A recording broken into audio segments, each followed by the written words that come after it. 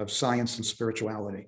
And when you start listening to some of the physicists today, some of them sound like spiritualists when they talk, because they're coming to the same conclusions that the spiritual community has known for thousands of years, So that's basically how the foundation was formed.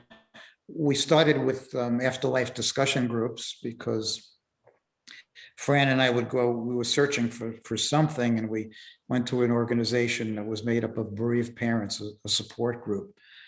And every time that either Fran or I would bring up the subject of life after death, the moderator of the group would shut us down and say, we don't talk about these things here. Our focus is just how you cope with your grief. And I thought that was a very strange thing to say, because the only thing that would give a bereaved parent any hope or comfort was a belief that their child still existed in some form. Yep. So Fran and I used to stand out in the parking lot after the meeting, sometimes in 10-degree weather. And we used to hold our own little meeting just because that's what everybody wanted to talk about, And then so we said, well, we needed to have some sort of a forum where people could get together and talk openly about these things and share without feeling stigmatized or judged or labeled. So we started these afterlife discussion groups, and one thing led to another. Then we became a global, not-for-profit organization. What you probably referenced, about the book is that in 2005, we started a medium, certification program, as a resource for the bereaved.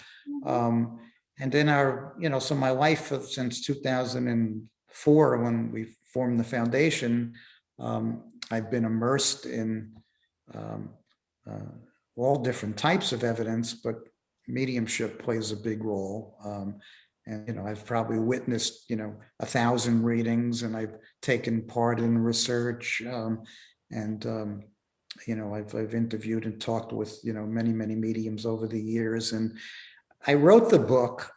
Some people might question, the motivation, because, it was not meant to denigrate the practice of mediumship. It's quite the opposite. I wanted to point out that we should treasure the truly gifted, but not be taken in by those who, just are either inexperienced or actually, prey on the bereaved. And a lot of people don't know. They have basic questions, as you well know. They don't know how to act, what to say, what not to say, how to evaluate a reading, how mediumship works. And I tried to address most of, many questions, in the book. Thank you. I was going to ask you. And I also I added accounts from some of the mediums certified by the foundation, and I added some personal experiences that I have had that I believe are supported by the research. So I wanted to give it a little bit more of a relatable feel to it, and I wanted to show people as well that where I came from as a total skeptic, an open-minded skeptic, but a skeptic nonetheless, to where I am today is quite different. Of course, I've been put to the test once again. As I mentioned, my friend passed in September. It's, the feelings are pretty much the same. Yes, I have extensive knowledge about the evidence for life after death, but I'm human and I loved and I grieve. And, exactly. That can't prevent grief. But as we were talking a little bit before the show, you do have an advantage because you can dig yourself out of those deep chasms of despair, because just remembering the things that you've learned and known and the experiences that you've had over the years. So I think you have a distinct advantage having a knowing of these things than those who don't, and those who dismiss it, and those that refuse to acknowledge it. Right. And I believe you shared a couple, and I feel that since your loss is so recent, and Obviously, Fran is helping teach you here after she's passed. You're going to be learning new things in regards to all this. You're going to another level. But what have you experienced? You said Fran showed up in a dream for you already since September. Yeah, I have some different feelings with that. I was very fortunate. I'm not a very intuitive person. And I would like to be. I'm certainly open-minded, to everything. But the fact of the matter is that I'm not intuitive. But after my daughter passed in 2002, I journaled 75 dream visits from her over the course of 6 or 7 years. And some of them came very, very early and very profound. When you have a dream visitation, it's so different than a so-called regular dream, because I could talk to her, I could hug her, I could kiss her, I could smell her, in various dreams. So I was used to that. I was kind of expecting that. My theory with Fran is that she is a perfectionist in everything that she does, and she knows how that often skeptical side of me rears its ugly head once in a while. So I don't think that she's going to communicate as much early on until she gets everything perfected. So she knows what it's going to take for me to know. So dream visitation was one. I have one of my good friends who's also a medium has been experimenting with electronic voice phenomena, EVP, for many years. And she started having weekly, she was very friendly with Fran, and she started having weekly sessions in which she would ask Fran 8 or 9 very, very specific questions.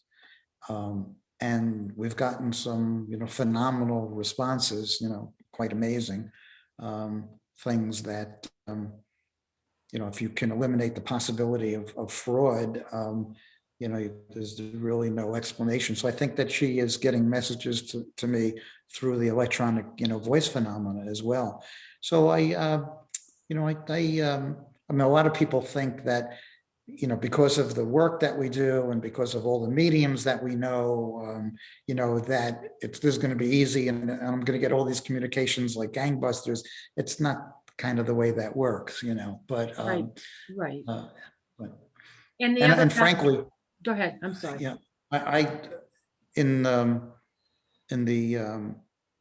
how many years? 17 years since the foundation, I've never had a reading, with one of certified mediums, simply because they're wonderful mediums, but I can't trust the information because they already know too much about me. So I know I'd be questioning it. So I've never had a reading with them. Right, right.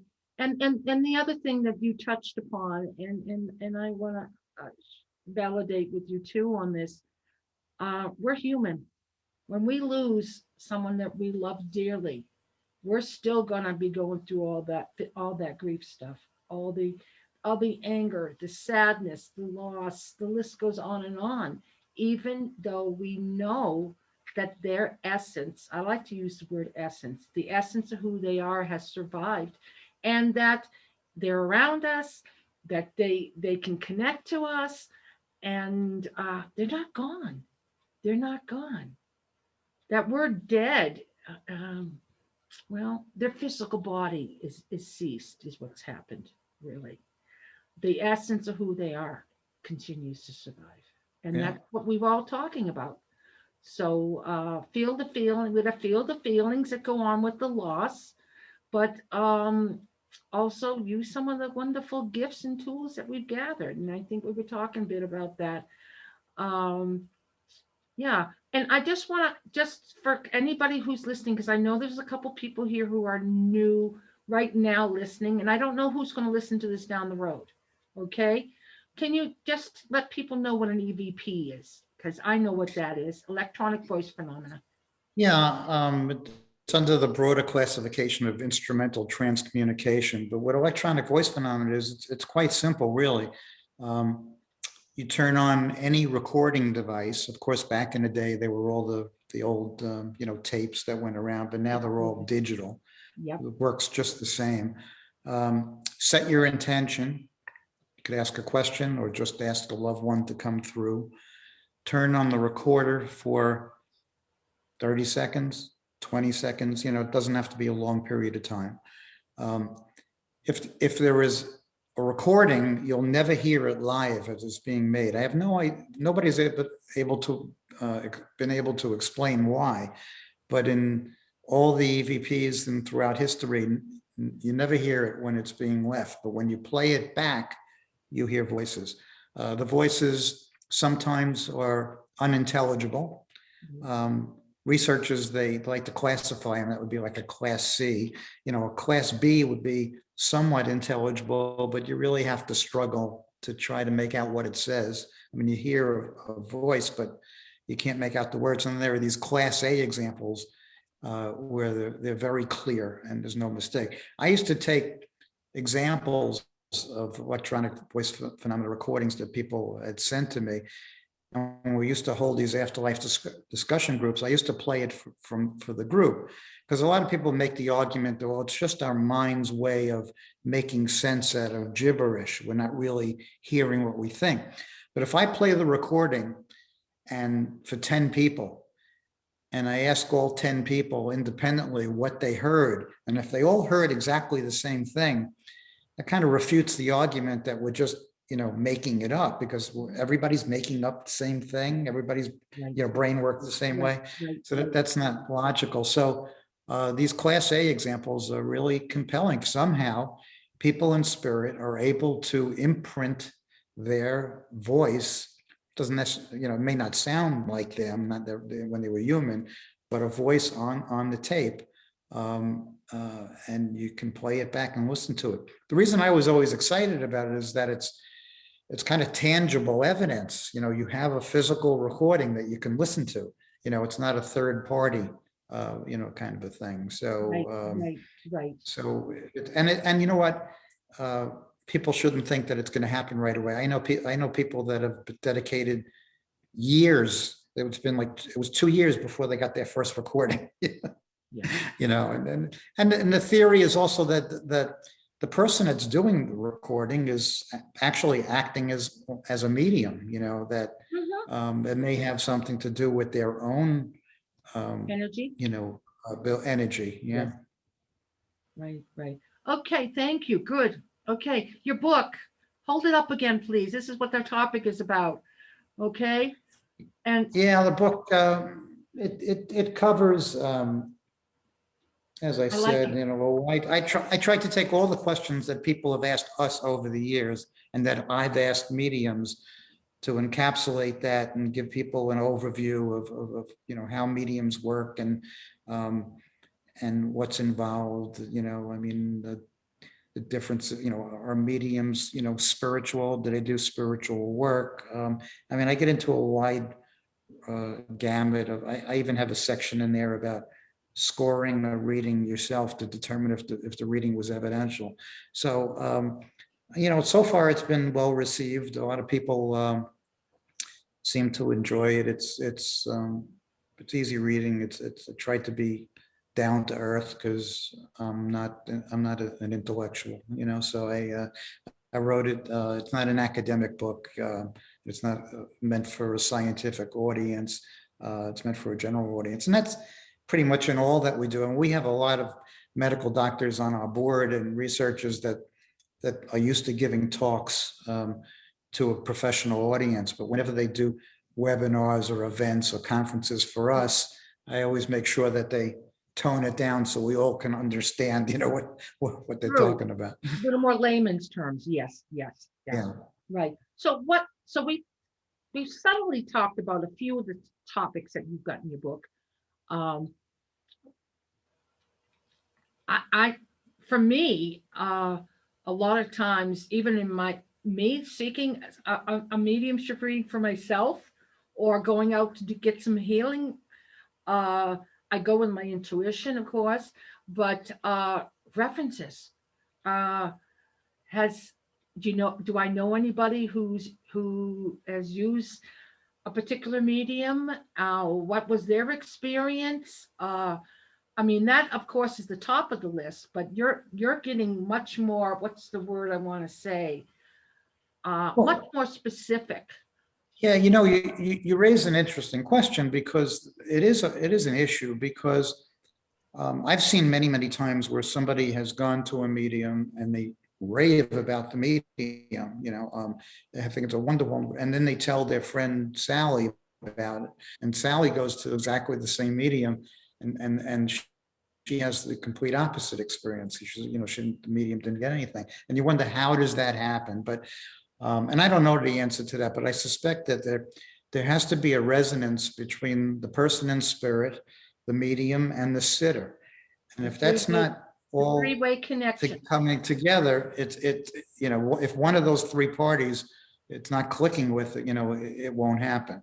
I have found over the years that the most evidential mediums are more consistent. They rarely have a bad reading, so whereas with some others, it's more haphazard, that they might have a good reading most of the time, but there's still a significant number of times where they're not connecting, with the person. And, we get into that, we get into things in the book, such as, how to act during a reading. I mean, I've seen it a million times. I mean, we're all compassionate and empathic people by nature. We want to see other people be good, do well. So sometimes we try to help the medium and try to make things fit because we don't want to just upset the medium, and somehow prevent our loved one from coming through. But I just try to caution people to, when you're sitting with a medium, you should be acknowledging the information, but giving yes or no type answers. Yes, I understand that. No, I don't understand that. Can you give me more? Something along those lines, because it's not fair to the medium if you don't, because the medium then has no way of knowing if they're on, the right track and making the right connection. But also some people tend to, I've been sitting, I witnessed a reading where the medium brought through the sitter's brother. Actually in this case, by name. So, it was pretty good connection. But then the sitter said, oh yes, Johnny was a professional golfer and he was a volunteer fireman and he drove Corvettes, and like giving us the whole life, just because the sitter was so happy and overwhelmed that the connection was being made and started. But that's not fair to the medium either. The medium needs to tell you that, so if you start telling the medium all the information, it's not beneficial. I mean, I've seen things where the sitter goes for a reading and the sitter is wearing a necklace with a big cameo with a picture of their deceased loved one there. If you're going to bring something from your deceased loved one, that's okay, but don't make it visible. Let them, the medium, you don't want the medium looking at who you're trying to, right. for. So, little things like that. I think that people, you probably can attest to it. Some people, if they've never had a medium reading, probably sit before you and they're a little bit fearful of the experience because to them it's unnatural. It's something that's not part of the mainstream, and look what the media does to things that are not part of the mainstream. They make it spooky, Exactly. and some people have deep religious convictions, and I think that somehow this is going to not sit well, with the religion. So there's a lot of trepidation and fear sometimes, and people, so they just don't know what to expect. So I just want to try to tell people, what to expect and what kind of information that you'll be getting. Some people also go to a reading, they're just focused on that. And I'm sure you've seen this. I mean, they're focused on who they want to talk to, and somebody else comes through strongly, and they refuse to acknowledge it because that's not who they wanted to hear from. I witnessed a reading once in one of the sessions where I questioned the sitter. I said, the medium clearly had, your deceased dad here. Why didn't you acknowledge any information? And her answer was, because hated the son of a bitch when he was alive, and I don't want to hear from him now. What are you, what are you going to do? Well, and that's when I sit and put out my intention, and everybody has their own prayer, their own, the way they verbalize an intention when they're doing this work. I always ask for what is the best and highest good for the sitter. So most often the individual does show up that they want to hear from, but often there's an ultimatum. It's like that spirit, that loved one, has a purpose for coming forward to help do some healing, to help this person to forgive them, whatever. So yeah, and mediums terms, as far as giving information, the sitter giving information to the medium, it's called feeding the medium. Right. Feeding the Exactly. medium. We tell them not to feed the medium. Yeah, please. And that's a challenge when people start doing that, especially if you're on the phone with them and you're getting ready, you have it booked, you're booking a session with them, and they want to start telling you all about the loved ones, right, that they want to hear from. And it's kind of like, I've got to go to, I really, really am compassionate for what you've gone through. I really want to hear about this, but you giving me too much information is not the way I need to work. You want to test me. You want me to give you some sort of proof that your loved one's with me. So please hold back on that information. So it's a challenge. It's a challenged area to talk. It is, and it's like, it's uncharted territory for a lot of people. And so, they don't know how to act. Another thing that we talk about a lot in the book is that the perception among the general public is that there's no difference between psychic information, mind-to-mind communication with two living people, versus mediumistic communication, where you're communicating with a discarnate, entity. And the mediums, in my opinion, should be able to tell the difference. And we know that mediums are psychic, kind of comes with the territory. But as a foundation, we're only interested in evidence of survival, evidence of life after death. So, I mean, you could sit with me right now and tell me that, I'm going to take a vacation, in July to Hawaii, and that may be true, right? But that doesn't do anything for me in terms of my belief that we survive our physical death. So mediums, their job, so to speak, is to provide evidence, that we live on after physical death. So psychic information, is important, but I try to explain it to people when I'm training the sitters in the certification program. Mm-hmm. I try to give them an example, because I tell them you can't score the psychic information, because if I just start off by saying, I see you just painted your bedroom purple, and let's say you just did paint your bedroom purple. Well, that is a wonderful piece of psychic information, that's purple, and I just painted it. So, that's great. But it can't be scored as mediumistic communication. On the other hand, if you're bringing through my deceased mom, and then you're giving me evidence about that, and then my mom says, you say to me, by the way, your mom is telling you that she likes that you just painted your bedroom purple. Now that's a message coming from somebody in spirit, and that is a definite, hit. So there is a difference. I mean, even people that go to a medium afterwards, they say, I went to see a psychic. They see no difference. Now, the underlying mechanism might be the same. I mean, a mind-to-mind communication or telepathy is essentially what you're doing as a medium. You're communicating mind to mind with somebody in spirit. It's just that person you're communicating with doesn't have a body, but they still have a mind. They still have a consciousness. So I understand that they're all grouped together, but for our purposes, we like to differentiate, because we want the sitter to know that their loved one still exists. It's there are two different levels of communication, okay? Psychic, and that's, matter of fact, when I'm going to be starting some, I said beginners mediumship development circle. That's one of the first things that's going to come out of my mouth. Do you know what the difference is between a psychic and a medium?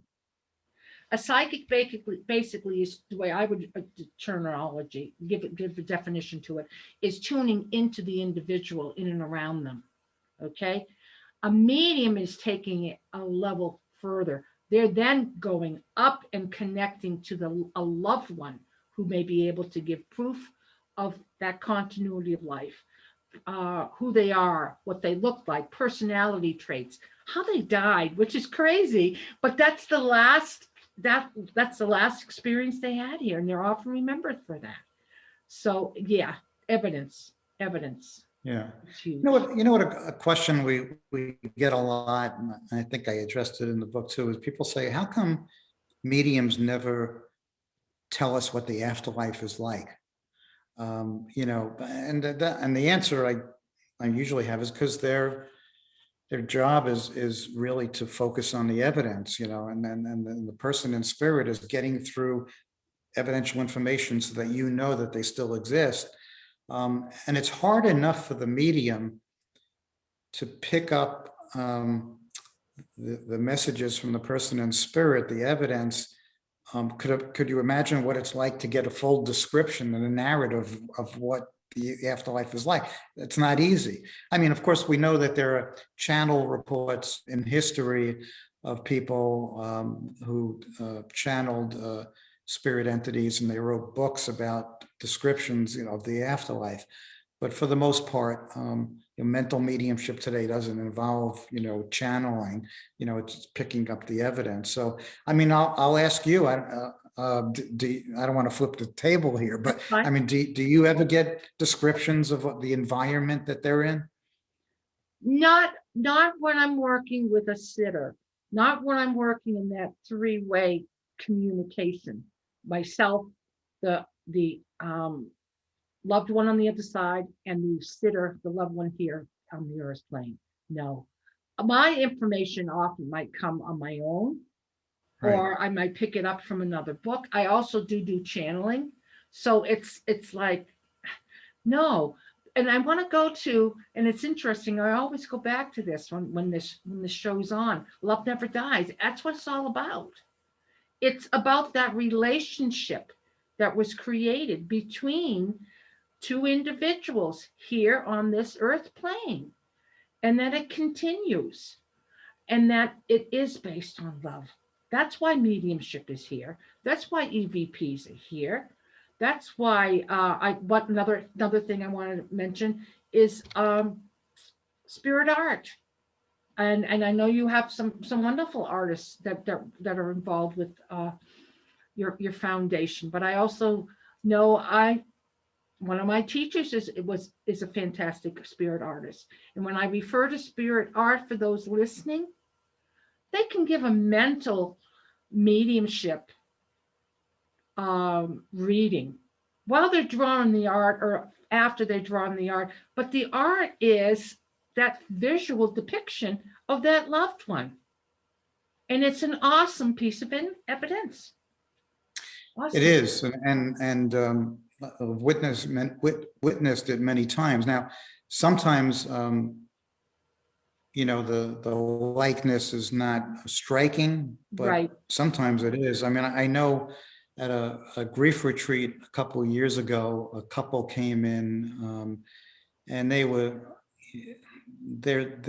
lost their adult son. He was a police officer, and he killed in the line of duty.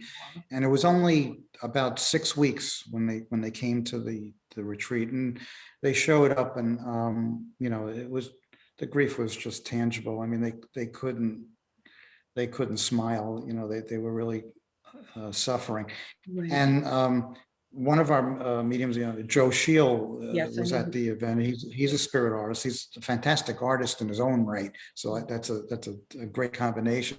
And he brought through right away, you know, their son in the reading, and started to, to draw, and he was giving a whole bunch of evidence, one piece after another. And when the reading was over, they looked at the drawing, and they just, both of them started crying uncontrollably. And then she reached into her pocketbook and she brought out a picture of the sun, and it was a dead ringer. It was like a photo. It was exact. Even with the clothing that he depicted in the hat. So that flipped them. And I still get emails from them to this day, that changed their lives, and they were able to, go on with purpose and meaning, because to them that they had their personal proof, because there was no way that they could have drawn that. So yeah, you hit on it. That's the same thing that I like about EVP. With the spirit art, you have tangible evidence in front of you. With the EVP, you have the recording. With a medium reading, medium readings can also have the power to transform, grief. But the problem we find sometimes is that it's not lasting. It doesn't have the staying power sometimes, because the people don't have a foundation of belief. That's why we try to educate people that mediumship is but one piece of evidence, a very, very good piece of evidence. But you have to learn about near-death experiences. You have to learn about deathbed visions and after-death communications and reincarnation and electronic voice phenomena. You have to have a background in all of it, because then you have something to fall back on. It's not just the medium reading is just another piece of evidence. Right. So, and it opens you up too. But if you have a knowledge of all the evidence, to receiving your own signs and your own, recognize your own communications. But there's no doubt about it. I mean, there's been study after study that shows that medium readings can have a profound effect, a positive effect on grief. And people that believe that their loved ones still exist do better in their grief than those that don't. You know what else I found in being involved in with the bereaved so long is that there are some people that become identified by their grief. That becomes their life. And the notion that when you suggest that perhaps their loved one still exists, they find that suggestion hurtful, as if it diminishes their loss to suggest that they're not lost. And it's more common, than you think, and it's a shame, because some people stay like that for the rest of their life, and just refuse to acknowledge it and shut themselves off, and they don't do well. Right. It's sad. It's sad. So in effect, what mediums do is should never identify themselves as such, but they're providing grief therapy, just by the information, and the process, because it's probably the most effective form of grief therapy that there is, more than medication and more than all these, the mental health professionals today as a whole treat their patients by teaching them or encouraging them to get on with their lives and disassociate from the loss, move Right. on, Right. as opposed to continuing a relationship just in a different way, and there are progressive professionals that incorporate these afterlife concepts into their practice, and even refer out mediums and such. They know. Now, some of them do it. They don't personally believe themselves, but they just know that it's effective, so they do it. But others truly believe it themselves, and I think the patient can sense when the therapist actually believes in this or not. Well, and that may be a good or not so good thing, because that may be a decision on whether they stay with the particular therapist. Do they believe that there's something beyond the physical life here on planet Earth? Where does who we are go? And why would that, I'm going to use that wonderful energy that created us take that time to create us, to destroy us. No, no, it doesn't. It doesn't. We continue on. We continue Right. on. I agree. Wonderful, wonderful. Are there any other points in regards to the book there? Because we have a couple people here that I will just see if anybody has a comment or question here for you. Yeah, there's you touched on one thing before, is that people want to know, a common question is whether or not there is whether negative energy or evil is going to come through, in a medium reading, Okay. and when I reflected back on it, I remember, I can recall that, in the 17 years I've been doing this, I don't recall ever witnessing a reading where negative information came through, which then of course got me to probe, well, why is that? Is it because the medium just doesn't want to communicate that? Or like you mentioned before, before a reading, you asked your guides and whoever to surround yourself with light, so that negative energy doesn't come through, and plus the fact that I think that, unlike our physical world, loving energy is the rule in other realms, and not the Right. exception. And like attracts like, if the medium is a positive individual, yes, doing some prayer would be great, but they're going to attract positive energies. But the other piece is we want to be a positive tool for those sitters. We want to bring through love. We're talking about love here off and on. Love never dies. Love is the focus. Love is the focus. And yeah, huge. Yeah, I think it might even go further than that. I think that love, the emotion of love, because we know that psychic abilities are heightened by emotion, Yes. and I think the emotion of love could actually be the conduit by which our loved ones can communicate, using that, love energy to get through. Exactly. That is totally stated totally right. Awesome. Awesome. Let's see if anybody's got a question. I know we don't have a lot of people here with us right now, but I do know that I actually know everybody who's here, and that everybody is they're not mediums, and that they probably have something they want to ask in regards to this work. Hands. Anybody got want to comment? Put a hand up. Okay. Sherry. Yes. Unmute yourself, sweetheart. Somebody's got I hear a phone. Yes, I'm sorry. I had it, and I'm sorry. You know what? I want it very interesting, and I really liked your talk. But you said, like, you don't want to feed the medium. How do you not? Like, how do you? Because when they say it, there's so much to think about. And if you had several people that are gone that you're hoping that's going to come through, how do you know that? Like, not to feed them. Well, I mean, what you say is true. I mean, it's a difficult task for a medium, because they may have 2 or 3 different spirit entities that are trying to get through all at the same time. But if they're giving you information and it's not making sense to you, with the medium, does that make sense?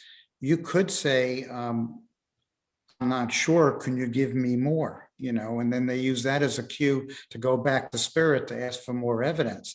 By feeding the medium, we're not talking about acknowledging whether information is true or not. We're talking about telling information that you would prefer. Isn't it more powerful if the medium gives you the information than you telling that to the medium?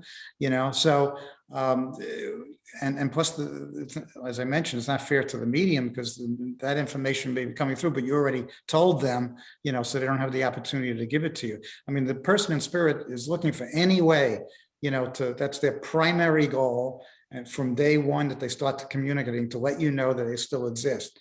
And that has to come from the evidence. So The medium has to give you the evidence. By feeding the medium, I use that example. Don't tell the person's life story to the medium. Right. We want the medium to tell you the life story.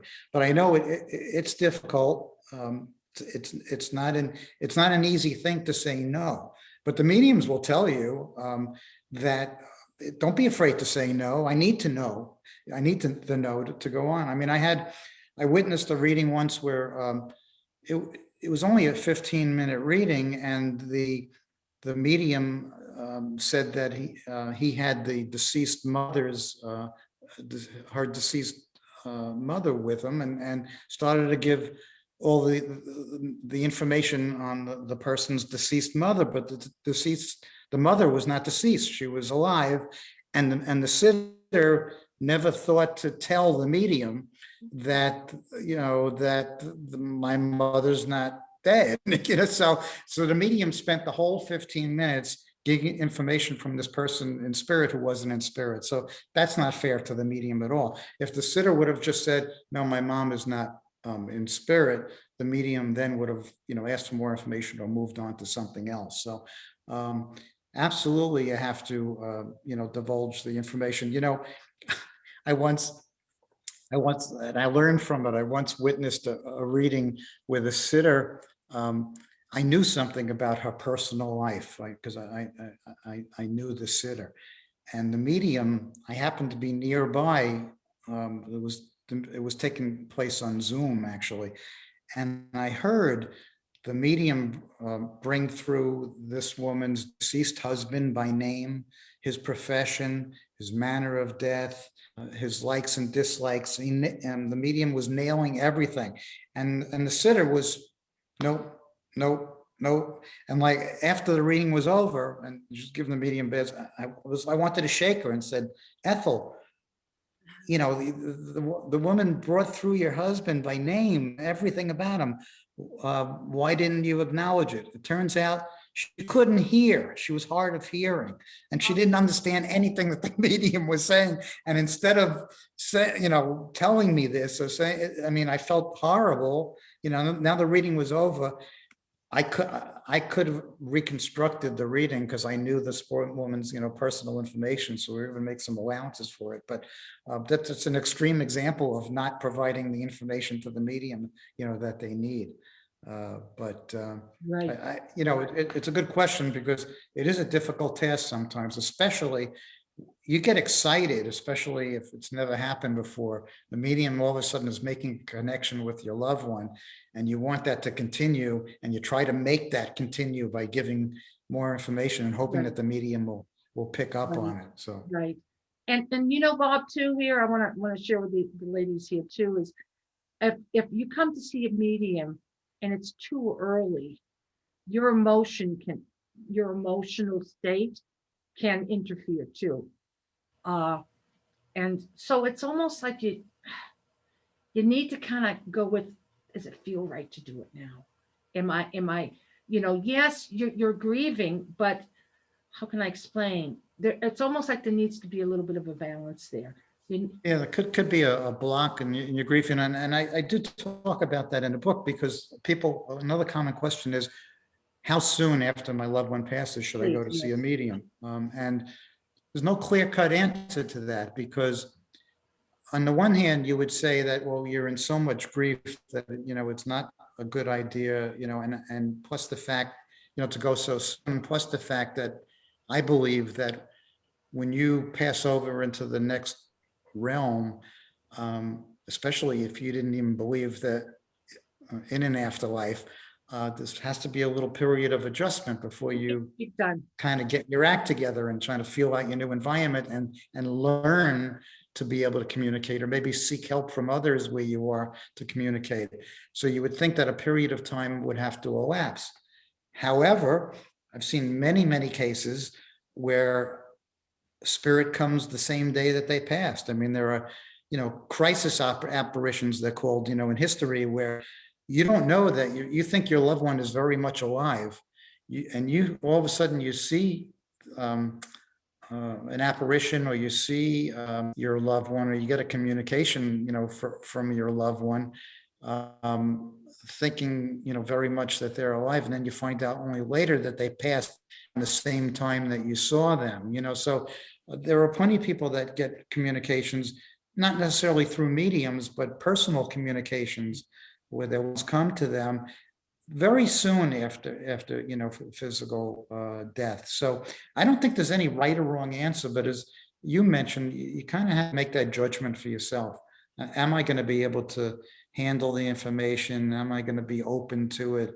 And am I going to be able to respond when I need to respond? And so there's no clear-cut answer. And then the other thing that goes along with it is, should I go see the same medium again?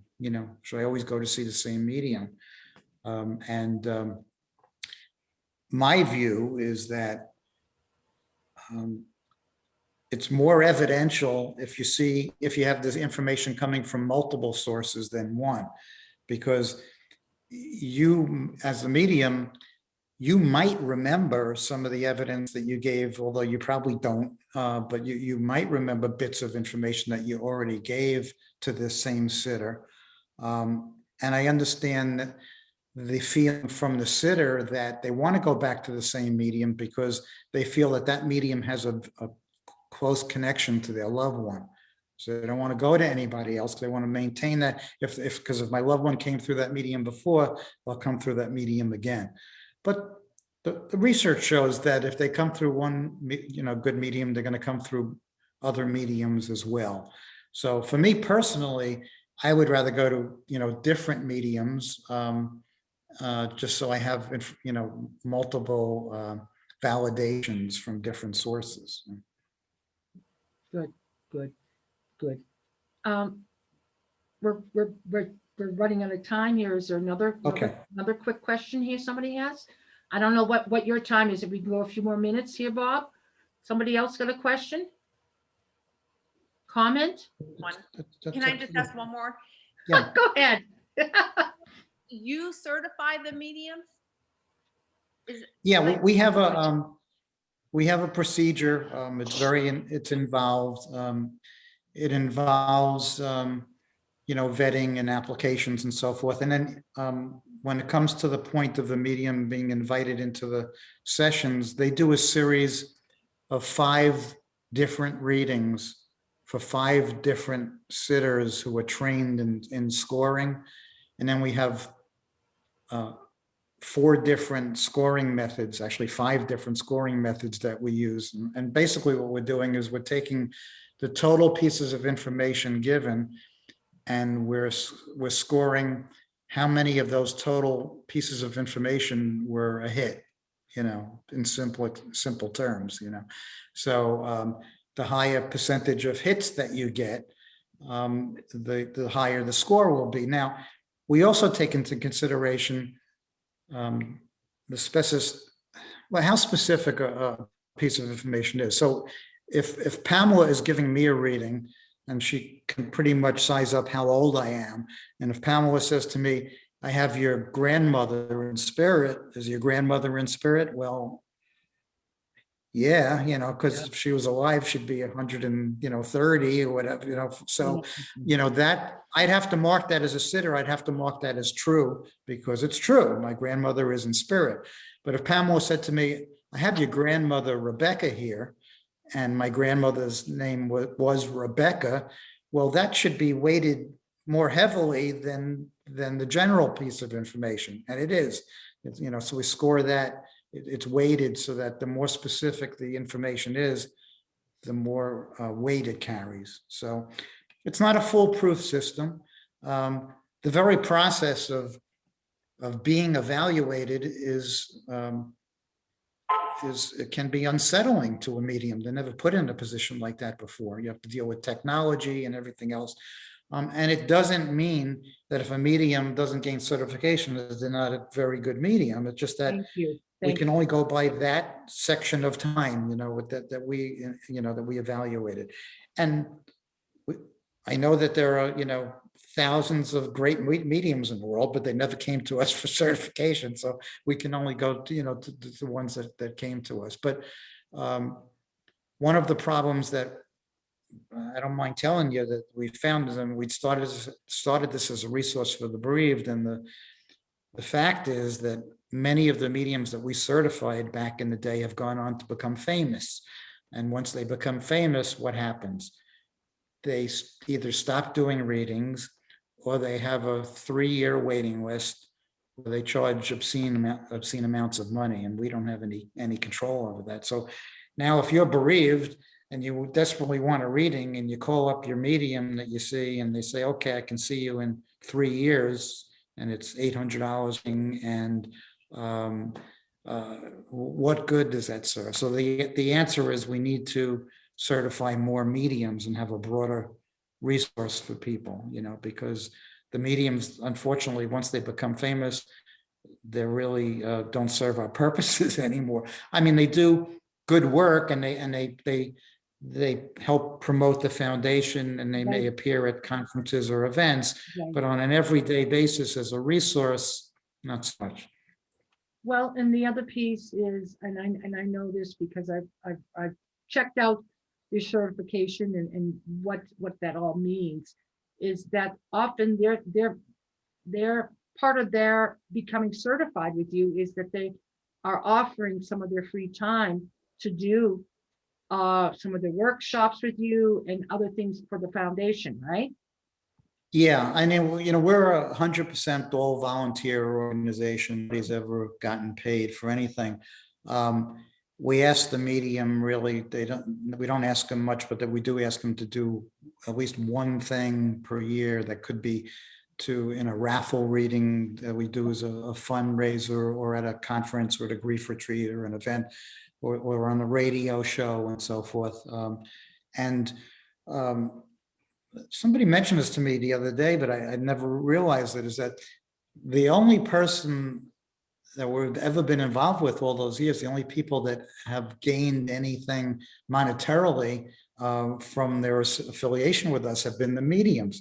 I don't say that's a bad thing, but we put a lot of them on the map, so I just hope that they don't forget where they came from, so because we're all doing this work for the greater good, and once there are mediums that, I won't mention names, but there are some very high profile mediums that we took off the list, because if I have to deal with your publicist and your agent and I can't talk to you directly, we don't need you. Well, yeah, and unfortunately, that's one of the should we say, not so good things about your work here. The challenges of them growing big. But wonderful. Well, thank you for sharing all that. And is there another quick question? We don't have somebody telling me to shut down. But I also want to make sure Bob is still available here. Okay, is that okay, Bob? Another question. This one's Terry. Sure. Yeah. Go ahead, Terry. Sure. Your screen froze. I don't know if we're losing connection Bob, here. this was a wonderful presentation. Thank you very much. We really appreciate it. Oh, you at least hear me? Yeah. Thank you. Yep, Can you got hear me? you now. Yeah. Okay. Thank you. It was a very good, enlightening presentation. Back to what you had said about the mediums, do they seek you out, or do you seek them out for the certification? Well, to try to maintain the integrity of the program and be above board, we never solicit a medium. So on our website, under on the mediumship section, it gives an email address. And if you're interested in seeking certification, the first step is to send an email to that address, and then we take it from there. But they have to initiate the response. Now, there's nothing wrong with somebody recommending that another medium, come to us, but I just, I don't reach out to them. They have to make the first move. Because I don't want it to seem like we have, somehow be accused of pushing them through because we invited them, Right, Yeah. right, So. yes. Okay. Anything else, Terry? Yeah, just one more. I pretty much understand what a medium is, but can you differentiate what a psychic is then compared to the medium? Well, I know Pamela touched on that as well. I mean, the mediums describe a different feel to it. So the psychic information is pure telepathy between two living parties, mind-to-mind communication. You and me, we're both here in the physical. Mediumship is still a telepathic process. It's one mind communicating with another, except that one of the minds doesn't have a physical body. It's essentially the same process. It's just that one is no longer in the physical world, but still able to communicate. We're interested, I mean, of course I'm interested in psychic ability too, but the foundation is primarily interested just in the mediumistic part, because that's evidence that a loved one survived. And you telling me my future is not evidence that my loved one survives. Okay, thank you. That's good. And Okay. that's important to bring up again. That's a huge topic that a lot of people don't, like you said, don't have a clue. They have not a clue. So and that's one real quick, see if Lori's got anything to say. Do you want to share anything? No? Okay. Now, can you believe it? I got nothing to say today. Yeah, yeah. But have you enjoyed listening to Bob? Very much so. Okay. Very much so. Thank you. Okay. You're Thank you. welcome. Pleasure being with you all. Great. Thank you. Okay. Bob, can you please show us your book again? We're going to start closing down here. Your book. Yeah, I mean, it's easy to, it's called The Medium Explosion. So it's easy to remember. You can, get it on Amazon, or if you go on our website, there's a link at the top of the homepage to get it. And your website again, please? It's foreverfamilyfoundation.org. All one word, Forever Family Foundation. And I write, I don't address it very often, but I have about 20 different articles that I posted on my blog, which is beyond the senses.com. But the foundation is where most of our energy is focused. Right. And you do have a radio show which you started, yet you might host once in a while and other. Yeah, I mean, we've had the radio show since 2005. We have different formats. We have interviews. We have one show per month devoted, we call it Mediums and Messages, where people call in to get readings. Yep, We have yep. another show, which is interviewing our certified mediums just about the process of mediumship and getting their perspective. We have a show at the first Thursday of every month called The Gathering, which is essentially much like we're doing here. It's a discussion group. So we address listener questions, for the whole show. So it's, I used to do all the shows myself, and they were all straight interviews, which meant I had to read at least 4 books per month. Oh, And no, after a while, no. I was getting burnt out. I had books in the bathroom. I had books, and so now unfortunately, we have a bunch of hosts that host the various shows, but every show is archived going back to 2005, and there's a search bar. So if you read about some a researcher or somebody in the field you want to learn more about, chances are over the years we've interviewed them. You just type in their name and you can listen to an hour interview with them. Right. And now all those links for your show are on the available Forever on- Family Foundation. Perfect. Perfect. Awesome. Awesome.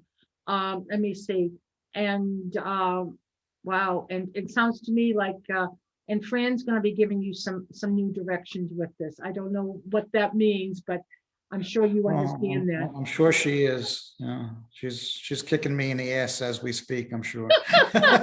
Well, and she always told me to pay more attention to these things, and now I see why, because the things that she used to do in 5 minutes, they take me a week to try to figure out. So it's one of my regrets, but I'm learning. Right. And she was the catalyst for you to get your book out in the first place, right? That's right. I probably still wouldn't have done it. So, yeah. Well, and it's difficult to do new things that we just have not done before. And plus getting ourselves out in the public eye to another level is a big deal too. And yeah, that's one thing that I haven't, I mean, especially now, I mean, wasn't on my list of things to do, but it's the nature of, like, you put out a book, you gotta do, go on interviews and things and, Well- get the word out. I mean, all the profits from the book are donated to the foundation. So, Wonderful. we're using that as a fundraiser as well. Wonderful, wonderful.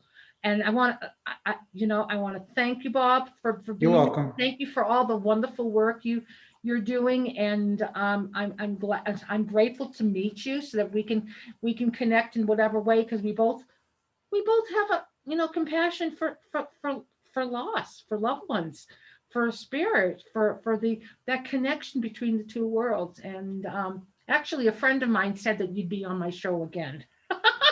I says, okay, well, he's got lots to talk about. I'm not surprised. Right. So anyway, but so I want to thank you for being Okay, here. And then thank you. as we talked about recordings a little bit, this will be saved after it's processed out. It will be on YouTube. I'm letting everybody know who is hearing me right now, and anybody who's future going to be listening. And I hope you'll pass it on, Bob. Let people know. And it's, so you can share your story. You can share your work with the book, and of course the foundation, which I'm guessing is changing a bit, because you can't do it all. You No, can't do it all. fortunately, I have help, so that's good. Right. So Yeah. this will be posted. We'll be posting a link for YouTube, and if somebody wants to go find it, look up Pamela Marie Edmunds on YouTube. And please, if there's things there that you're enjoying and you want to hear more, please subscribe. Please subscribe. That's how we keep going in the way of the YouTube. So wonderful. Big hug. Sending you a hug from here, Bob. I'm in Hugs to you as Sedona, well. and you're in New York. I'm guessing, correct? No, actually, I'm living in Florida now. Oh, God bless you. What part of Florida? It's Sanibel Island. It's on the west Oh, coast. beautiful. Yeah. Sounds like a good place to be doing some grief work for yourself too. Yeah, well, it's, you're pretty isolated, you're living on an island, and I'm living in a big house alone. So it's a little bit different than what I had planned, but it Well- is what it is. Well, you got your warm weather. You're near the beaches. Yeah, it was 82 degrees here today. Oh, wonderful. Enjoy it. I Enjoy don't, it. I don't want to Thank rub it you. in. Not that I went outside, but. No. But thank you. And I'm up in Sedona, and it wasn't that warm. Sedona, Arizona. And I don't think it was that warm in Phoenix today, but. Yeah, I've been to Sedona. It is beautiful. Yeah. Well, big hugs. Thank you. And I want to thank Thank everybody you. else who Okay, came. good night, And everyone. Thank you everybody very else much. who is Okay, going to care. listen to this in the future. And you know what? Be safe, be well, and know that a lot of people are having some challenges right now. Send them some love, give them a hug, a smile, whatever, and know that you've done your best. You've done your best, and we're going to get through all this. It's a time of growth. It's a time of change. So God bless you all. See you next week. Okay, Thank good you. night, everyone. Bye-bye. Good night. Bye-bye. Bye-bye. Bye-bye.